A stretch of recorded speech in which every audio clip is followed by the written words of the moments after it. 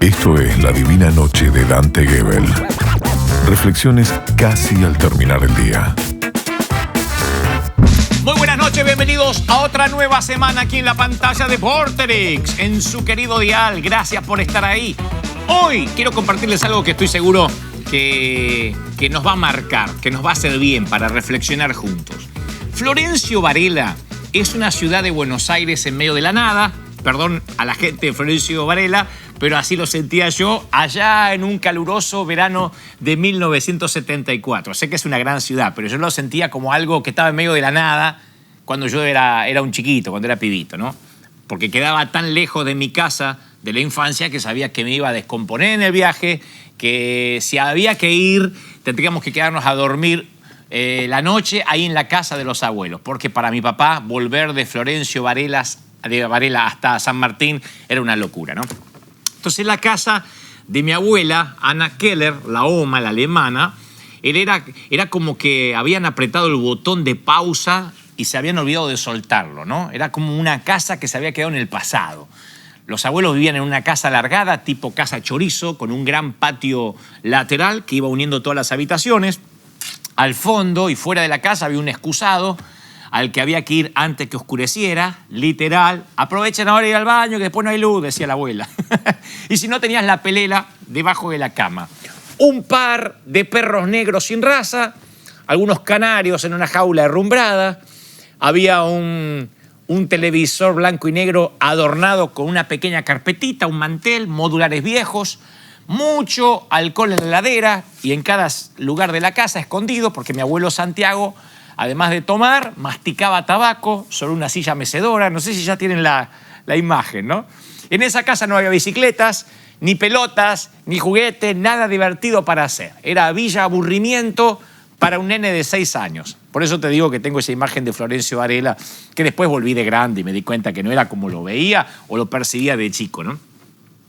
Y excepto al escuchar las historias de la abuela durante la cena hasta muy tarde, todo lo demás era aburrido.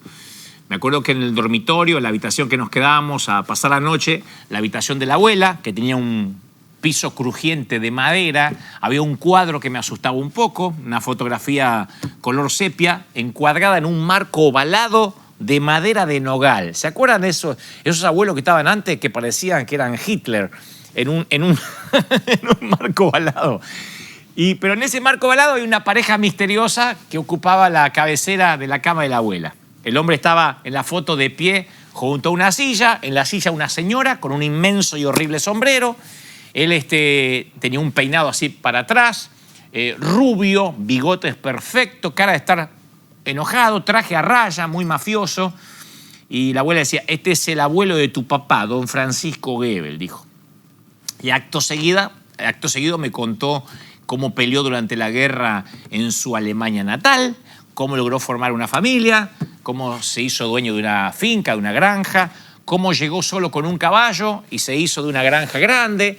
Así que nos adentramos en el árbol genealógico y descubrí ramas que ni siquiera sabía que existían. Y mientras mi abuela hablaba, mi día en blanco y negro, en Villa Aburrimiento, estalló como un Oscar Monet a todo color. O sea, me enteré de cosas que yo no sabía de mi familia. Me enteré que mi abuelo, mi bisabuelo en realidad, o tatarabuelo, había muerto de tuberculosis siendo muy joven.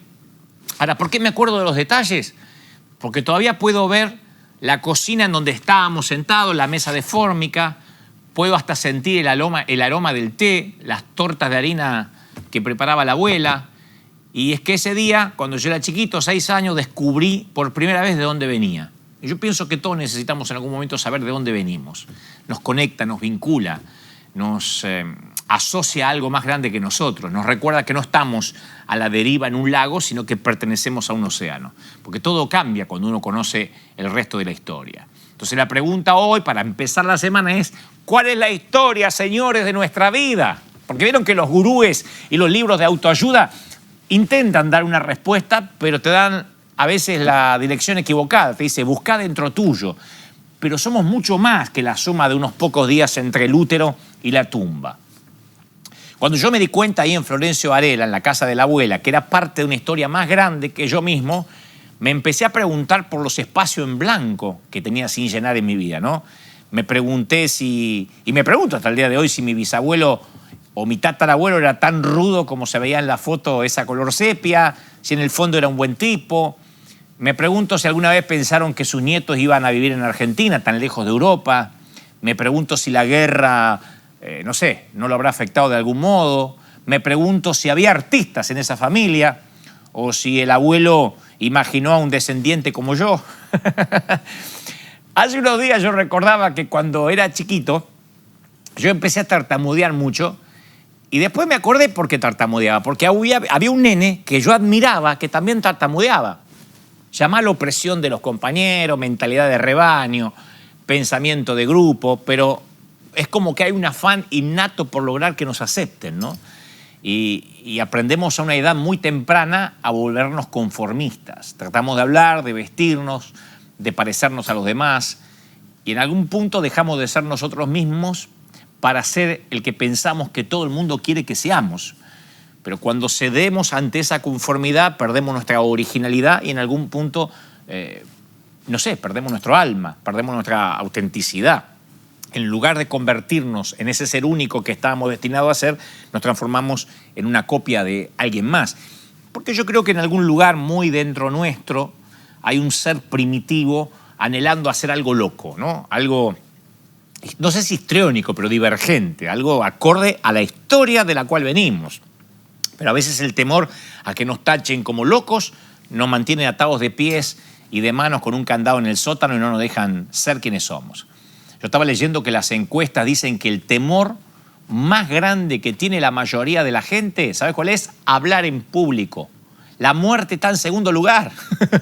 Eso significa que hay más gente que preferiría morir antes que hablar en público. Y no es tanto hablar en público, porque yo sé que hay gente que tiene la capacidad para hacerlo. Es el temor a parecer tontos los que nos impide que levantemos la mano en cuarto grado, porque los demás chicos se van a reír si damos la respuesta equivocada. Es el temor a parecer estúpido lo que nos impide pedirle a alguien que salga con nosotros, porque tenemos miedo que no vamos a poder soportar que nos diga que no, el rechazo. Y hay gente que se perdió al amor de su vida justamente por ese temor. Es el temor a parecer tontos los que nos impide a cambiar de carrera, de profesión, porque la gente va a pensar que yo no sé lo que voy a hacer. Entonces creo que esos temores nos van condicionando.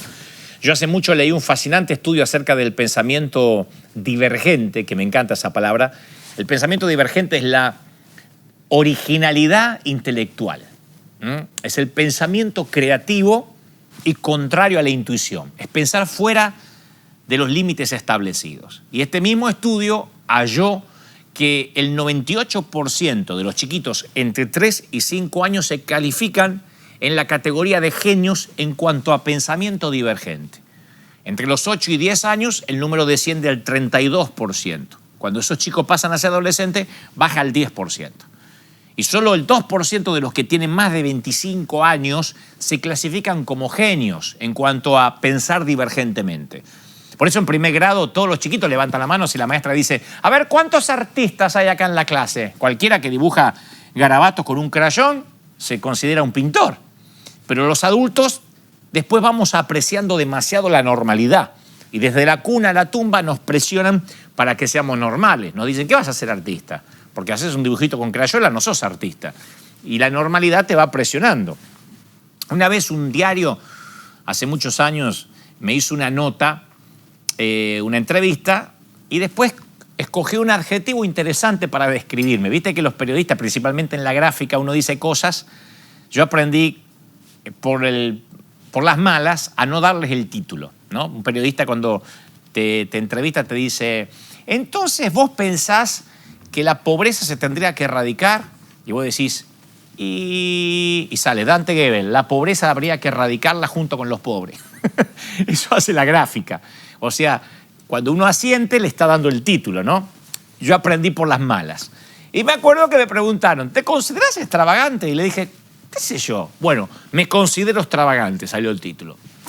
Y en el diccionario, un sinónimo de extravagante es estrafalario, diferente en el modo de pensar, en las acciones. Y en aquel momento no me gustó, porque aparte me sentí un Carlito, un Logi, diciendo: me siento estrafalario, ¿no es cierto?, extravagante. Pero después pensé, tal vez no le estamos sacando partido a esa condición de extravagantes. Esa rareza natural con la que nacemos todos. Yo creo que hay que regresar a ese tiempo en los cuales el 98% de nosotros éramos genios y todos decíamos que éramos artistas. Una de las palabras favoritas mías es neotenia. Deriva del griego neos, que significa nuevo, fresco, juvenil. Es la retención de cualidades juveniles en la vida de los adultos, ¿no? Y el famoso Warren Bennis dice, la neotenia va más allá de tener un aspecto exterior juvenil, no es el eterno Peter Pan. Aunque por fuera uno se pueda ver joven, la neotenia es la retención de esas cualidades que asociamos con la juventud, como curiosidad, ansiedad, audacia, calidez, energía. Y a diferencia de aquellos que fueron derrotados por el tiempo, por la edad, los que conservan ese niño interior son abiertos, dispuestos a arriesgarse, hambrientos de conocimiento, de experiencia, valientes, ansiosos para ver qué trae consigo cada día.